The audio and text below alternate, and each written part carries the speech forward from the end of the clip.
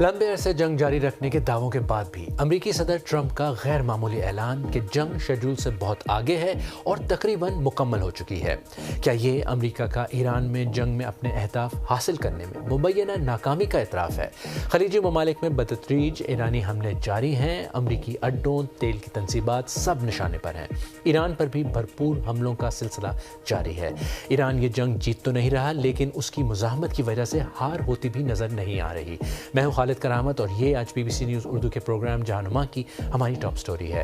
اس کے علاوہ پروگرام میں دیکھیے گا، امریکی سینیٹر لنزی گرaham کی ایک پوسٹ نے طوفان کھڑا کر دیا ہے۔ انہوں نے سعودی عرب اور عرب ممالک کی تنظیم GCC پر تنقید کی ہے کہ وہ اپنی فوجی طاقت کو ایران پر حملوں کے لیے استعمال کیوں نہیں کر رہے۔ اور امریکہ اور اسرائیل کی ایران میں جنگ سے جنوبی ایشیائی ممالک میں عام لوگوں کو اپنی زندگیوں میں زیادہ مہنگائی کا سامنا کیوں کرنا پڑ رہا ہے۔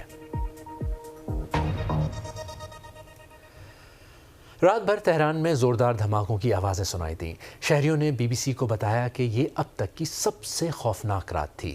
بجلی بند ہونے کی وجہ سے لوگ کئی گھنٹوں تک مکمل اندھیرے میں رہے۔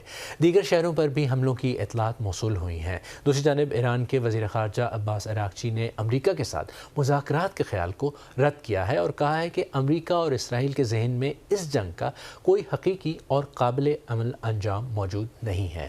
ایران نے اپنے خلیجی ہمسایہ ملک اور اسرائیل کے خلاف میزائلوں اور ڈرون حملوں کی ایک نئی لہر بھی شروع کی ہے۔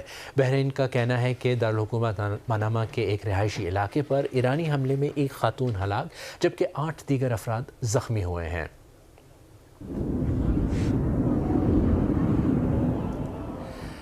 پروگرام کے شروع میں ہم نے صدر ٹرمپ کے اس بیان کا ذکر کیا کہ امریکہ اور اسرائیل کی ایران میں جنگ تقریباً مکمل ہو چکی ہے، مگر ایران کی طاقتور پاسدارانہ انقلاب نے صدر ٹرمپ کے اس دعوے کو مسترد کر دیا۔ ان کا کہنا تھا کہ جنگ کے خاتمے کا فیصلہ امریکہ نہیں بلکہ وہ خود کریں گے۔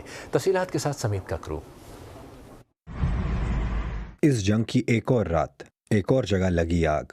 اس بار شمالی عراق میں متحدہ عرب امارات کے قونصلیٹ کی سمت سے دھواں اٹھتا ہوا دیکھا جا سکتا ہے۔ یہ نشانی ہے کہ مزید ممالک اس جنگ کی لپیٹ میں آ رہے ہیں۔ کل ایران کی فائرنگ کے بعد بحرین کی ایک آئل ریفائنری آگ کی زد میں تھی۔ ادھر تہران میں امدادی کارکن ملبے تلے تلاش جاری رکھے ہوئے ہیں۔ ایرانی سرکاری میڈیا کی جانب سے جاری کردہ اس ویڈیو میں دکھایا گیا ہے کہ دارالحکومت کے اس رہائشی علاقے پر حملوں کے بعد درجنوں افراد ہلاک ہو گئے۔ جنگ شروع ہونے کے بعد اپنی پہلی پریس کانفرنس میں صدر ٹرمپ نے امریکی و اسرائیلی آپریشن کو مقررہ وقت سے کئی ہفتے آگے قرار دیا۔ صحافیوں نے وہی سوال پوچھا جس کا جواب دنیا مانگ رہی ہے، یہ کب ختم ہوگا؟ شکریہ صدر ٹرمپ، آپ نے اسے ایک ایکسکرشن قرار دیا۔ آپ نے کہا کہ یہ جلد ختم ہو جائے گا، کیا یہ اسی ہفتے ختم ہو جائے گا؟ نہیں، لیکن جلد، میرا خیال ہے جلد، بہت جلد۔ اس سے پہلے ریپبلکن قانون سازوں کے ساتھ ایک کانفرنس میں صدر ٹرمپ نے زور دیا کہ وہ اس آپریشن کو ایک قلیل مدتی مہم کے طور پر دیکھتے ہیں، لیکن یہ واضح کیا کہ ابھی مزید کام باقی ہے۔ ہم کئی لحاظ سے جنگ پہلے ہی جیت چکے ہیں، لیکن ابھی اور جیتنا باقی ہے۔ ہم حتمی فتح حاصل کرنے کے لیے پہلے سے کہیں زیادہ پرعزم ہو کر آگے بڑھ رہے ہیں۔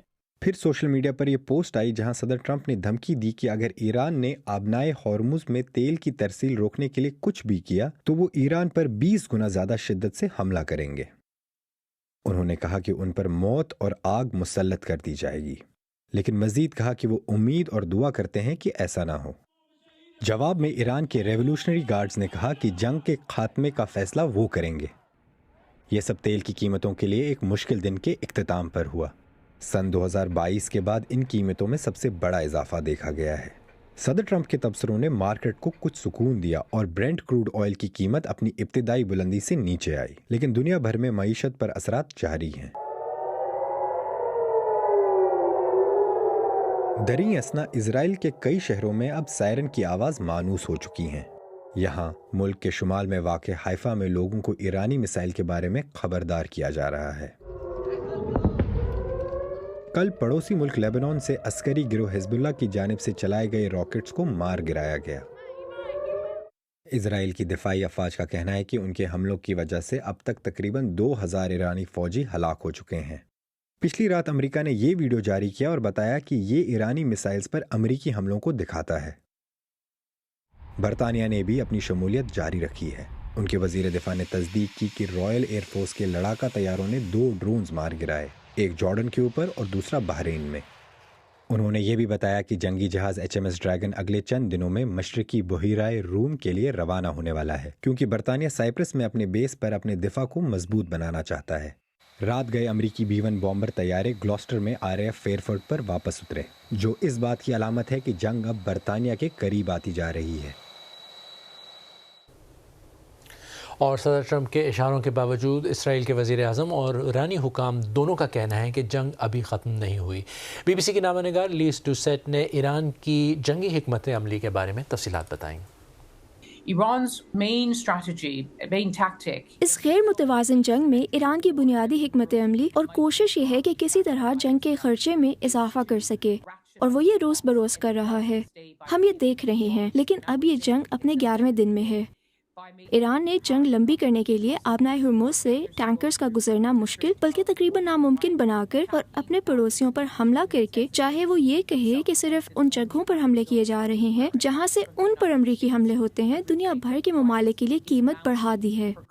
اس کھیل میں ایران کا اصل مقصد یہ دکھانا ہے کہ اگر آپ دوبارہ ایران پر حملہ کرتے ہیں تو اس کی کیا قیمت چکانی پڑے گی۔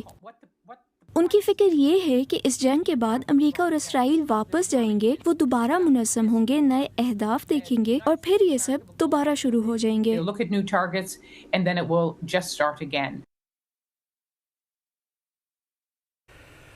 ایران پر حملوں کے ساتھ اسرائیل کی جانب سے لبنان پر بھی نئے میزائل داغے گئے ہیں۔ اسرائیل کا کہنا ہے کہ ان کا ہدف عسکری گروہ حزب اللہ ہے۔ دوسری جانب لبنان کے صدر نے حزب اللہ پر الزام لگایا ہے کہ وہ ریاست کو تباہ کرنے کا کام کر رہی ہے۔ انہوں نے یہ بھی کہا کہ وہ اسرائیل کے ساتھ براہ راست مذاکرات کے لیے تیار ہیں۔ خطے کی صورتحال پر بات کرنے کے لیے اس وقت ہمارے ساتھ موجود ہیں عالمی سیکورٹی امور کے ماہر علی حسن۔ علی، صدر ٹرمپ نے اشارہ دیا ہے کہ ایران جنگ جلد ختم ہو جائے گی، تو کیا انہوں نے خطے کی سیکیورٹی کے پس منظر میں جو اہداف حاصل کرنے تھے وہ حاصل کر لیے ہیں؟ جی بہت شکریہ خالد۔ جی میرے سب سے پہلے تو میں یہ کہوں گا کہ ان کا بیانیہ جو تھا اس کا سیکیورٹی کی صورت کے پس منظر سے کم بلکہ تیل کی قیمت سے زیادہ تعلق رکھتا ہے۔ ان غالباً صدر ٹرمپ یہ چاہ رہے تھے کہ جو تیل کی قیمتوں میں اتنا اضافہ آیا ہے پچھلے 1-2 دنوں میں، وہ اس میں تھوڑی روک تھام ہو جائے۔ اور ہم دیکھ بھی رہے ہیں کہ برینٹ کے مطابق جو کروڈ آئل کی قیمت ہے وہ گری ہے ٹرمپ کے اس بیانیے کے بعد۔ جہاں تک امریکہ کے اہداف کی بات ہے تو اس کے 2 پہلو ہیں۔ ایک تو ٹیکٹیکل اہداف کی بات کر سکتے ہیں، دوسری طرف ہم اسٹریٹجک اہداف کی بات کر سکتے ہیں۔ ٹیکٹیکل اہداف کی اگر ہم بات کریں، ملٹری یعنی عسکری یا ملٹری اہداف کی اگر بات کریں، تو امریکہ اور اسرائیل کافی حد تک کامیاب ہو چکے ہیں اس میں، کیونکہ انہوں نے یہ ثابت کر دیا کہ وہ ایران کے اوپر ان کو برتری حاصل ہے۔ جہاں تک اسٹریٹجک اہداف کی بات ہے، وہاں معاملہ جو ہے وہ تھوڑا پیچیدہ ہو جاتا ہے۔ اس کی وجہ سب سے بڑی یہ ہے کہ امریکہ کی اگر بات کریں تو امریکہ کی طرف سے آنے والے بیانیے وہ دن بدن بدلتے جا رہے ہیں، اور ہم دیکھ رہے ہیں کہ ٹرمپ کے اپنے جو موقف ہیں وہ بدلتے جا رہے ہیں۔ جی، مثلاً آپ نے بدلتے موقف کی بات کی، بدلتے اہداف کی بات کی۔ ایران کی بھی مزاحمت جاری ہے اور لگتا ہے کہ شاید وہ اہداف حاصل نہیں ہو سکے، اسی لیے یہ جلدی میں اعلان کیا گیا ہے۔ تو امریکہ اور اسرائیل نے اس جنگ سے حاصل کیا ہے، اور کیا وہ یہ جنگ جیت بھی پائیں گے؟ دیکھیں، میرے خیال سے انہوں نے ایران کو کمزور تر ضرور کیا ہے۔ بقول US کے امریکہ نے ایران کے کئی بحری جہازوں کو تباہ کر دیا ہے۔ ایران کو اپنی محدود میسائل سپلائی کو بھی استعمال کرنا پڑ رہا ہے، اور یہ بھی ممکن ہے کہ اگر یہ جنگ 2-3 ہفتے اور چلی تو ایران اپنے سارے میسائل استعمال کر دے گا۔ اس کے علاوہ سب سے بڑی بات جہاں میں مانتا ہوں کہ یہ ہے کہ ایران کے رہبر کو امریکہ اور اسرائیل نے ایک حملے میں مار دیا، جس سے یہ ثابت کیا انہوں نے کہ ان کی انٹیلیجنس اور جاسوسی قابلیت قابل غور ہے۔ یقیناً نئے رہبر مجتبی خامنئی یہ سوچ رہے ہوں گے کہ امریکہ اور اسرائیل شاید انہیں بھی مار دیں۔ علی حسن، ہمیں تفصیلات بتانے کا بہت بہت شکریہ۔ اسرائیل اور امریکہ کی ایران میں جنگ کی وجہ سے بہت سی دراریں کھل کر سامنے آ گئی ہیں۔ شاید آپ نے بھی سنا ہو کہ خلیجی ممالک میں بہت سی اہم شخصیات کھلم کھلا امریکہ اور اسرائیل کو شدید تنقید کا نشانہ بنا رہی ہیں۔ امریکی سیاست کے بڑے نام بھی بلا جھجک مشرق وسطیٰ میں اپنے اتحادیوں پر تنقید کر رہے ہیں۔ یہ جو کچھ حلقوں میں پھوٹ پڑ رہی ہے، اس پر بات کرتے ہیں ٹرینڈنگ میں۔ اور بات شروع کرتے ہیں امریکی سینیٹر لنزی گراہم کی پوسٹ سے۔ انہوں نے سعودی عرب میں امریکی ایمبیسی کو ایران کی جانب سے نشانہ بنائے جانے کے بعد وہاں سے انخلا کی بات کی اور سعودی عرب اور خلیجی ممالک کی GCC پر اعتراض کیا کہ وہ اپنی فوجی طاقت کا استعمال کر کے ایران پر حملے کیوں نہیں کرتے۔ انہوں نے اپنی پوسٹ میں کہا کہ امریکہ سعودی عرب جیسے ملک کے ساتھ دفاعی معاہدہ کیوں کرے جو باہمی مفاد کی لڑائی میں شامل ہونے کے لیے تیار ہی نہیں ہے۔ لنزی گراہم کی اس ایکس پوسٹ پر بہت سے لوگ ناراض ہوئے، اور یہاں یہ بتانا ضروری ہے کہ ناراض ہونے والوں میں ایسے ویسے سوشل میڈیا پر بیٹھے کی بورڈ واریئرز نہیں، ہم بات کر رہے ہیں اہم شخصیات کی، جیسا کہ متحدہ عرب امارات کے ایک ارب پتی بزنس مین خلف بن احمد الحبتور کی، جن کی کمپنی نے دبئی میں برج العرب ٹاور تعمیر کیا، اور خیال ہے کہ یہ اس اثر و رسوخ رکھنے والے طبقے سے ہیں جو UAE کے اسرائیل کے ساتھ روابط کے حامیوں میں سے تھے۔ لوگ ان کی عربی کی ایک پوسٹ شیئر کر رہے ہیں آن لائن ترجمے کے ساتھ، جس میں وہ کہتے ہیں کہ اس پورے خطے کو اس خطرناک تصادم کی طرف کون کھینچ کر لایا ہے، ان لوگوں سے مشورے کیے بغیر جنہوں نے خطے میں وہ لوگ اپنا اتحادی کہتے ہیں۔ الحبتور پہلے بھی صدر ٹرمپ اور اسرائیل پر خطے پر جنگ مسلط کرنے کی وجہ سے سخت تنقید کر چکے ہیں، اور انہوں نے اپنی ایک پوسٹ میں صدر ٹرمپ کو ٹیگ کر کے کہا کہ آپ نے GCC اور عرب ممالک کو خطرے میں ڈال دیا ہے۔ انہوں نے سوال کیا کہ آپ کو یہ اختیار کس نے دیا کہ ہمارے خطے کو ایران کے ساتھ جنگ میں گھسیٹیں، اور یہ بھی کہ کیا یہ فیصلہ نتنیاہو اور اسرائیلی حکومت کے دباؤ میں کیا گیا تھا۔ اور اب ایک نظر ڈالتے ہیں دنیا بھر کی باقی خبروں پر۔ تیل کی قیمت میں پیر کے دن کی بلند سطح کے بعد کچھ کمی آئی ہے اور اب یہ تقریباً $90 فی بیرل کے قریب ٹریڈ ہو رہا ہے۔ گزشتہ روز قیمت تقریباً $120 فی بیرل تک پہنچ گئی تھی۔ ایران پر امریکہ اور اسرائیل کے حملے کے بعد آبنائے ہرمز میں جہازوں کی آمد و رفت تقریباً رک چکی ہے۔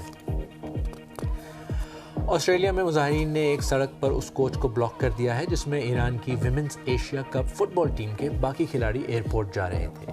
اب مظاہرین کا مطالبہ تھا کہ انہیں بھی تحفظ دیا جائے۔ اس سے قبل آسٹریلیا نے ایرانی ٹیم کی 5 کھلاڑیوں کو اسائلم دینے کا اعلان کیا تھا۔ ان کھلاڑیوں نے اپنے پہلے میچ سے پہلے ایران کا قومی ترانہ نہیں پڑھا تھا۔ اس کے بعد ایران میں سرکاری میڈیا نے انہیں غدار قرار دیا۔ رواں برس کے پہلے 2 مہینوں میں چین کی تجارت میں تقریباً 20% اضافہ ہوا ہے۔ تازہ اعداد و شمار ماہرین کی توقعات سے کہیں زیادہ ہیں۔ ماہرین کا خیال تھا کہ چین کی تجارت میں ترقی صرف 7% ہوگی۔ البتہ چین امریکہ کو جو ایکسپورٹ کرتا ہے اس میں 11% کمی آئی ہے۔ یہ کمی صدر ٹرمپ کی جانب سے چینی مصنوعات پر بھاری ٹیرف لگائے جانے کے بعد سامنے آئی۔ امریکہ اور اسرائیل کی ایران میں جنگ کی وجہ سے تیل کی قیمتیں ایک بار پھر تیزی سے بڑھ رہی ہیں۔ گوکہ جنگ کہیں اور ہو رہی ہے لیکن اس کا ڈائریکٹ اثر آپ پر پڑے گا۔ آپ کو شاید سفر کرنے سے پہلے سوچنا پڑے یا کھانے پینے کی چیزیں خریدنے سے پہلے یہ فیصلہ کرنا پڑے کہ آپ یہ خرچ برداشت کر سکتے ہیں یا نہیں۔ پھر گھر کے دوسرے خرچے بھی ہوتے ہیں، وہ سب بڑھ جائیں گے۔ BBC نیوز کی south Asia regional journalism team نے اس بات کا جائزہ لیا ہے کہ دور دراز علاقوں میں تنازع کس طرح ہمارے گھروں تک پہنچ رہے ہیں۔ تفصیلات کے ساتھ عالیہ ناز کی۔ تیل کی قیمتیں ریکارڈ سطح تک پہنچ رہی ہیں اور روزمرہ کی زندگی اچانک زیادہ مہنگی ہوتی جا رہی ہے۔ آپ کے صبح کے سفر سے لے کر دسترخوان پر رکھے کھانوں تک ایران کی جنگ اب صرف دور کی خبر نہیں رہی، یہ اب ہمارے باورچی خانوں کے فیصلوں کو بھی متاثر کرنے لگی ہے۔ یہ 6 روزمرہ کی ضروری چیزیں ہیں جن کی قیمتیں جنوبی ایشیا میں بڑھنے والی ہیں۔ پہلا، فیول۔ پیٹرول، ڈیزل اور CNG کی قیمتیں ریکارڈ سطح کی طرف بڑھ رہی ہیں۔ انڈیا میں ابھی قیمتیں وقتی طور پر مستحکم ہیں، لیکن پاکستان میں جھٹکا آ چکا ہے۔ چند ہی دنوں میں پیٹرول اور ڈیزل کی قیمتیں 20% سے زیادہ بڑھ گئی ہیں۔ بنگلہ دیش میں حکومت نے قیمتیں نہیں بڑھائیں لیکن فیول کی راشننگ شروع کی ہے۔ کارز کے لیے روزانہ 10 لیٹر اور موٹر سائیکلز کے لیے صرف 2 لیٹر۔ اس راشننگ کی وجہ سے پیٹرول پمپس کے باہر رات بھر لمبی قطاریں لگ رہی ہیں۔ دوسرا، خوراک اور کوکنگ آئل۔ جب فیول مہنگا ہوتا ہے تو نقل و حمل بھی مہنگی ہو جاتی ہے۔ اس کا بڑا اثر روزمرہ کی اشیاء خورد و نوش کی قیمتوں پر پڑے گا۔ انڈیا جو زیادہ تر کوکنگ آئل درآمد کرتا ہے، وہاں کھانے کے تیل کی قیمتیں پہلے ہی بڑھنا شروع ہو گئی ہیں۔ پاکستان کے صوبے بلوچستان میں روزمرہ کے کھانے پینے کی اشیاء کی قیمتیں تقریباً دگنی ہو گئی ہیں، کیونکہ ایران کے ساتھ سرحدی تجارت رک گئی ہے۔ پورے خطے میں کھجور اور پستے جیسے خشک میوے بھی مہنگے ہونے کا امکان ہے، کیونکہ جہاز رانی کے راستے لمبے اور زیادہ مہنگے ہو رہے ہیں۔ تیسرا، گھریلو گیس۔ LPG کی سپلائی متاثر ہونے سے گیس کی قیمتیں آہستہ آہستہ بڑھ رہی ہیں۔ انڈیا میں یہ قیمتیں پہلے ہی تقریباً 7% تک بڑھ چکی ہیں۔ چوتھا، ہوائی سفر۔ پورے خطے میں ایئر ٹکٹس کی قیمتیں بڑھ گئی ہیں۔ بنگلہ دیش نے جیٹ فیول کی قیمتیں بڑھا دی ہیں، جبکہ پاکستان میں خلیجی ممالک جانے والی سینکڑوں پروازیں منسوخ ہو چکی ہیں۔ ان پروازوں میں عموماً بیرون ملک کام کرنے والے مزدور گھر واپس آتے ہیں۔ پانچواں، بجلی کی پیداوار۔ قطر نے اپنے LNG پلانٹس پر حملوں کے بعد گیس کی پیداوار روک دی ہے، جس سے ایشیائی خریداروں خاص طور پر پاکستان اور بنگلہ دیش کو سپلائی کم ہو گئی ہے۔ LNG بجلی بنانے اور صنعتوں میں استعمال ہوتی ہے۔ اس کی کمی سے توانائی کی قیمتیں مزید بڑھ سکتی ہیں۔ چھٹا، نظر نہ آنے والی مگر ضروری چیزیں، پیکیجنگ اور کھاد۔ پلاسٹک کے دانے جو نفتا سے بنتے ہیں اور خام تیل کی ایک ضمنی پیداوار ہیں، اب کم ہو رہے ہیں۔ اس سے پیکیجنگ کی لاگت بڑھ رہی ہے۔ کھاد اس سے بھی بڑا مسئلہ بن سکتی ہے۔ ایشیا کے کئی ممالک کھاد کے لیے یوریا اور امونیا کی سپلائی پر انحصار کرتے ہیں، جو آبنائے ہورمز سے گزر کر آتی ہے۔ اب اس کی ترسیل پر رکاوٹیں بڑھ رہی ہیں۔ جب تیل اور گیس کی سپلائی کے راستے متاثر ہوتے ہیں اور قیمتیں بڑھتی ہیں، تو لوگوں کے سامنے اب سوال یہ نہیں کہ قیمتیں بڑھیں گی یا نہیں، بلکہ یہ کہ وہ کتنی دیر تک اس مہنگائی کو برداشت کر سکیں گے۔ آج کی بہت سی اہم خبریں ہم نے سنی۔ ہماری ویب سائٹ bbc.com/urdu پر تازہ ترین خبروں کے لیے آئیں۔ اس وقت وہاں ہمارا لائیو پیج چل رہا ہے اور ایران میں جو جنگ ہو رہی ہے اس کی تفصیلات لمحہ بلمحہ اپڈیٹ ہو رہی ہیں۔ آج BBC نیوز اردو کے پروگرام جہانما میں بس اتنا ہی۔ پروگرام میں شامل سٹوریز اور تازہ ترین خبروں کے لیے ہماری ویب سائٹ جس کا میں نے بھی ذکر کیا bbc.com/urdu پر آئیں۔